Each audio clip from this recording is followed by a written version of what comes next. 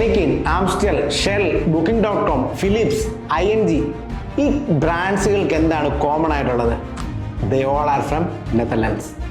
Hi, so welcome to this video. ഈ വീഡിയോയിൽ നമ്മൾ Netherlands as an overseas education destination, academics requirement, ബാക്കിയുള്ള entry requirements എന്തൊക്കെയാണ്, part time job, stay back, PR ഏതൊക്കെയാണ്, നല്ല courses തുടങ്ങി A to Z കാര്യങ്ങളായിരിക്കും ഈ വീഡിയോയിൽ നമ്മൾ ഡിസ്കസ് ചെയ്യുക. സോ ബിഫോർ ഗോയിങ് ഫർദർ, ഈ ചാനൽ ഇതുവരെ നിങ്ങൾ സബ്സ്ക്രൈബ് ചെയ്യില്ലെങ്കിൽ take a pause and subscribe now.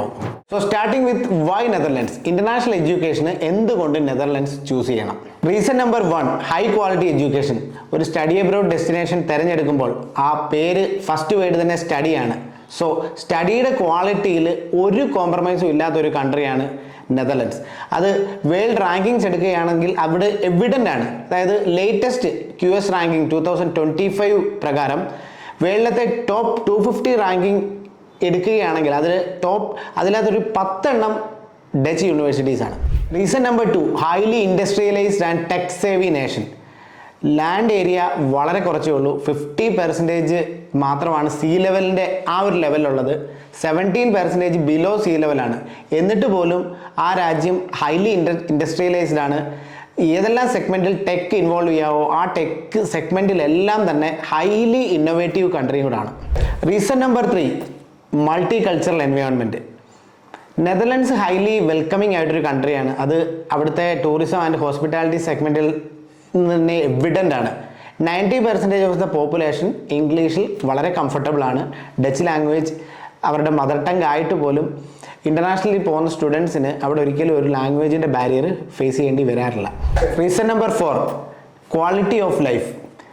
ഇൻഫ്രാസ്ട്രക്ചറിൻ്റെ കാര്യത്തിലാണെങ്കിലും ഹെൽത്ത് കെയറിൻ്റെ കാര്യത്തിലാണെങ്കിലും സ്റ്റാൻഡേർഡ് ഓഫ് ലിവിങ്ങിൻ്റെ കാര്യത്തിലാണെങ്കിലും മറ്റ് നോർഡിക് കൺട്രീസിനൊപ്പം തന്നെയാണ് നെതർലാൻഡ്സിൻ്റെയും സ്ഥാനം.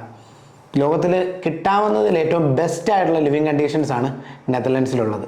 Reason number 5, work life balance and good working conditions. നെതർലാൻഡ്സിൽ പൊതുവേ 5 മണിക്ക് ശേഷം കമ്പനീസിൽ ആരും വർക്ക് ചെയ്യാറില്ല. അതുപോലെ തന്നെ വീക്കെൻഡ്സ് പൊതുവേ അവർ ഫാമിലി ലൈഫിനും എൻ്റർടൈൻമെൻറ്റ്സിനും വേണ്ടിയാണ് സ്പെൻഡ് ചെയ്യാറ്. ഇനി വർക്കിംഗ് കണ്ടീഷൻസിൻ്റെ കാര്യത്തിൽ കമ്പനീസ് എല്ലാം തന്നെ അവിടുത്തെ എംപ്ലോയീസിന് നല്ല വർക്കിംഗ് അറ്റ്മോസ്ഫിയർ കൊടുക്കുന്ന കാര്യത്തിൽ വളരെയധികം ശ്രദ്ധിക്കുന്നത് നമുക്ക് കാണാൻ വേണ്ടി പറ്റും.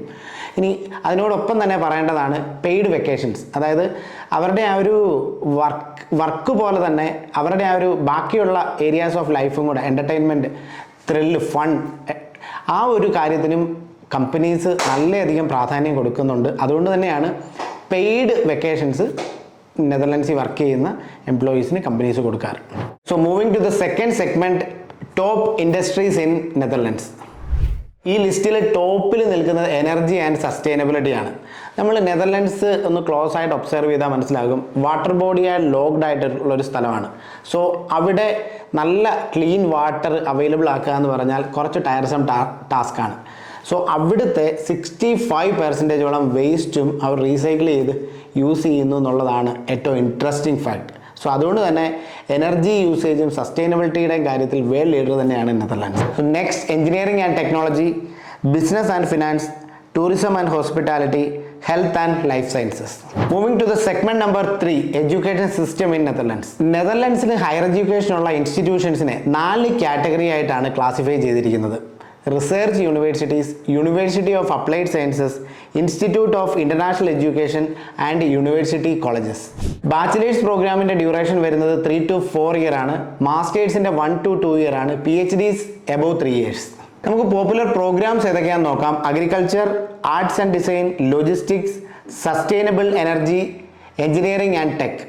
Now moving to the segment number 4, intakes, entry requirements and fees. നെതർലാൻഡ്സിൽ മേജർ ഇൻടേക്ക് വരുന്നത് വിന്റർ ഇൻടേക്ക് ആണ്. That means September and October. അതിൻ്റെ ഡെഡ് ലൈൻ വരുന്നത് എവറി ഇയർ May 1st. നെതർലാൻഡ്സിൽ മൈനർ ഇൻടേക്ക് വരുന്നത് summer intake, that is February intake. November 1st ആണ് അതിൻ്റെ deadline വരുന്നത്. Now let's look into the entry requirements. Majorly previous academicsന് 60 to 70% ആണ് academic entry requirements ആയിട്ട് നെതർലാൻഡ്സിൽ majority യൂണിവേഴ്സിറ്റീസിലും വേണ്ടത്. എന്നാൽ ഹൈ റാങ്ക്ഡ് യൂണിവേഴ്സിറ്റിയിൽ പോകുമ്പോഴത്തേക്ക് അത് അപ് ടു ഒരു 75% ഇൻ പ്രീവിയസ് എഡ്യൂക്കേഷൻ വരെ അവർ ചോദിക്കാറുണ്ട്. English language or IELTS requirement ബാച്ചിലേഴ്സിനാണെങ്കിൽ 6 with no band less than 5.5ഉം മാസ്റ്റേഴ്സ് ലെവലിൽ 6.5 with no band less than 6ഉമാണ് വേണ്ടത്. ബാച്ചിലേഴ്സ് ലെവലിൽ പല പ്രോഗ്രാംസിനും മാത്സ് മാൻഡേറ്ററി സബ്ജക്റ്റ് ആയിട്ട് പ്രീവിയസ് എഡ്യൂക്കേഷന് ചോദിക്കാറുണ്ട്. അതുപോലെ തന്നെ MBA പോലുള്ള മാനേജ്മെൻറ്റ് പ്രോഗ്രാംസിന് ഹൈ റാങ്ക്ഡ് യൂണിവേഴ്സിറ്റീസിൽ GMATും മാൻഡേറ്ററി ആയിട്ട് കാണാറുണ്ട്. Now fees. So application fees വരുന്നത് €50 to €100 ആണ് മിക്ക യൂണിവേഴ്സിറ്റീസിലും വരാറ്. Now moving to the tuition fees. Bachelors പ്രോഗ്രാമിന് €7,000 to €15,000 പെർ ഇയർ ആണ് ട്യൂഷൻ ഫീസ് ആയിട്ട് വരുന്നത്. ഇനി മാസ്റ്റേഴ്സ് പ്രോഗ്രാംസിന് അറൗണ്ട് €10,000 to €20,000 പെർ ആനമാണ് ജനറലി ട്യൂഷൻ ഫീസ് ആയിട്ട് വരുന്നത്. Now moving to the segment number 5, admission and visa. മറ്റ് സ്കാൻഡിനേവിയൻ നേഷൻസ് പോലെ തന്നെ കഴിയുന്നതും കംപ്ലീറ്റ് സെറ്റ് ഓഫ് ഡോക്യുമെൻറ്റ്സ് ആയിട്ട് അഡ്മിഷന് മൂവ് ചെയ്യുന്നതായിരിക്കും നല്ലത്. ഒരു കണ്ടീഷണൽ ഓഫറിന് നോക്കാണ്ടിരിക്കുന്നതാവും അഡ്വൈസബിൾ. മറ്റ് ഇൻ്റർനാഷണൽ ഡെസ്റ്റിനേഷൻസ് പോലെ തന്നെ അഡ്മിഷൻ റിക്വയർമെൻറ്റ്സ് ആയിട്ട് വരുന്നത് പ്രീവിയസ് അക്കാഡമിക്സ് വരെയുള്ള complete education documents, LORs, SOP, പാസ്പോർട്ടിൻ്റെ കോപ്പി, അതുപോലെ തന്നെ റെസ്യൂമെ. ഇനി വർക്ക് എക്സ്പീരിയൻസ് ഉണ്ടെങ്കിൽ work experience letter with source of evidence, അല്ലെങ്കിൽ പ്രൂവ് ചെയ്യാൻ പറ്റുന്ന എന്തെങ്കിലും ഇമെയിൽ IDs ലിങ്ക്സും മാൻഡേറ്ററി ആണ്. ചില യൂണിവേഴ്സിറ്റീസ് അഡ്മിഷൻ്റെ ഭാഗമായിട്ട് ഇൻ്റർവ്യൂസും കണ്ടക്ട് ചെയ്യാറുണ്ട്. എന്നാൽ മജോറിറ്റി യൂണിവേഴ്സിറ്റീസും അങ്ങനെയൊന്നും കണ്ടക്ട് ചെയ്യാറുമില്ല. സോ നമ്മൾ സെലക്റ്റഡ് ആണെങ്കിൽ കണ്ടീഷണൽ ഓഫർ ലെറ്റർ അവരയക്കും. And student is suppose to pay first year full fees. Once student fees pay ചെയ്ത് കഴിഞ്ഞാൽ acceptance letter or unconditional admission letter ആണ് കിട്ടുന്നത്. ഇതുണ്ടെങ്കിൽ ദെൻ നെക്സ്റ്റ് വിസയിലേക്ക് മൂവ് ചെയ്യുക എന്നുള്ളതാണ്. സോ ബാക്കി കൺട്രീസ് ഒക്കെ ആയിട്ട് കമ്പയർ ചെയ്യുമ്പോൾ ഇവിടെ നെതർലൻഡ്സിനെ ഡിഫറൻഷിയേറ്റ് ചെയ്യുന്ന മറ്റൊരു ഇൻട്രസ്റ്റിംഗ് ഫാക്ടറാണ് visa is taken care by the university. So admission കിട്ടിയാൽ more or less equal to visa എന്ന് തന്നെ ഒരു സ്റ്റുഡൻറ്റ് കൺസിഡർ ചെയ്യാവുന്നതാണ്, പ്രൊവൈഡഡ് അതിനുവേണ്ടിയുള്ള റിക്വയർഡ് ഫണ്ട്സും അതിൻ്റെ സോഴ്സും ഉണ്ടെങ്കിൽ. മറ്റ് കൺട്രീസ് പോലെ തന്നെ വിസയ്ക്കുള്ള മേജർ ഇൻഗ്രീഡിയൻറ്റ് ഫണ്ട്സ് തന്നെയാണ്. സോ ഇവിടെ ലിവിങ് എക്സ്പെൻസ് ആയിട്ട് അറൗണ്ട് 10 to 12 lakh ആണ് നമുക്ക് അക്കൗണ്ടിൽ കാണിക്കേണ്ടത്. അത് 6 month സ്റ്റേറ്റ്മെൻ്റ് ആയിട്ട് വിത്ത് പ്രോപ്പർ സോഴ്സ് ഓഫ് ഫണ്ടായിട്ട് തന്നെ വേണം കാണിക്കേണ്ടത്. സപ്പോർട്ടിങ് എവിഡൻസ് ആയിട്ട് ITRSോ അല്ലെങ്കിൽ വേറെ ഏതെങ്കിലും സോഴ്സ് ഓഫ് ഫണ്ടോ കാണിക്കാവുന്നതാണ്. ഞാൻ ഇപ്പോൾ പറഞ്ഞ 10 to 12 lakh എന്ന് പറഞ്ഞ ലിവിങ് എക്സ്പെൻസ് ആണ്. അതിനോടൊപ്പം തന്നെ റിമൈനിങ് ഇയർ നമ്മൾ മിക്കവാറും ഫസ്റ്റ് ഇയർ ട്യൂഷൻ ഫീസ് ആയിരിക്കും പേ ചെയ്തിട്ടുണ്ടാവുക. റിമൈനിങ് ഇയേഴ്സിലേക്കുള്ള ട്യൂഷൻ ഫീസും ഈ ഫണ്ടിനൊപ്പം കാണിക്കുന്നത് വിസ സക്സസ് റേറ്റ് കൂട്ടാൻ വളരെയധികം ഇമ്പോർട്ടൻ്റ് ആണ്. Now the sixth and final segment, part-time jobs, stay back and PR.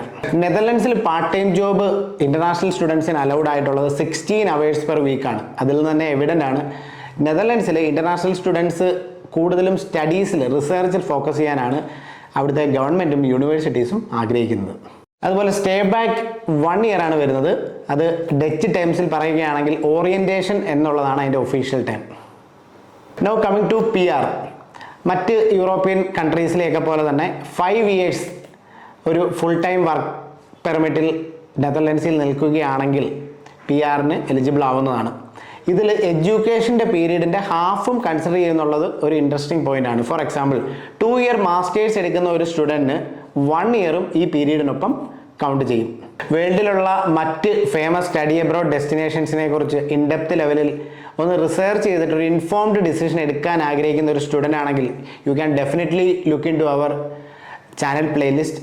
ഒരുമാതിരിപ്പെട്ട എല്ലാ മേജർ ഡെസ്റ്റിനേഷനെ പറ്റിയും നല്ല വെൽ റിസർച്ച്ഡ് വീഡിയോ നമ്മൾ പ്രിപ്പയർ ചെയ്തിട്ടുണ്ട്. അതുപോലെ സാധാരണ ഇന്ന് നമുക്ക് അവൈലബിൾ ആയിട്ടുള്ള ഒരു യൂണിവേഴ്സിറ്റി സ്പെസിഫിക്കോ ഒരു കൺട്രി സ്പെസിഫിക്കോ ആയിട്ടുള്ള എഡ്യൂക്കേഷൻ കൺസൾട്ടിങ് അല്ലാതെ ഒരു കരിയർ ബേസ്ഡ് ആയിട്ടുള്ള എഡ്യൂക്കേഷൻ കൺസൾട്ടിങ് നിങ്ങൾക്ക് വേണം എന്നുണ്ടെങ്കിൽ you can book for a free 1-on-1 session with us. അതിനുള്ള ലിങ്ക് ഡിസ്ക്രിപ്ഷനിൽ അവൈലബിൾ ആണ്. ഇനിയിപ്പോൾ ഒരു മാസ്റ്റേഴ്സിനുള്ള ആപ്ലിക്കൻ്റ് ആണെങ്കിൽ 1-on-1 സെഷൻ ഒപ്പം തന്നെ I highly recommend to attend our overseas master class. എന്തിനാണെന്ന് വെച്ചാൽ ഇനിയുള്ള ടൈം എന്ന് പറഞ്ഞാൽ ഓൾറെഡി അത് സ്റ്റാർട്ടഡ് ആണ്. ജോബ്സ് പർട്ടിക്കുലർലി ഒരു ഹൈ പേയിങ് ജോബ്സ് ആൻഡ് കരിയറിൽ എത്തുക എന്നുള്ളത് പറഞ്ഞാൽ ഹൈലി ചലഞ്ചിങ് തന്നെയാണ്. സോ അതിനുള്ള സ്ട്രാറ്റജീസ് എങ്ങനെ ഡെവലപ്പ് ചെയ്യണം, അതിനുള്ള പ്ലാൻസ് എന്തൊക്കെയാണ്, അതിനെന്തൊക്കെയാണ് പിറ്റ്ഫോൾസ് ഉള്ളത്, സോ ഇതിനെപ്പറ്റി ഇൻഡെപ്ത് ലെവലിൽ മനസ്സിലാക്കാൻ I invite you to attend that session. So ഈ വീഡിയോ നിങ്ങൾക്ക് ഇഷ്ടപ്പെട്ടെങ്കിൽ you can comment, like and subscribe this channel. Thank you for watching and see you in another video.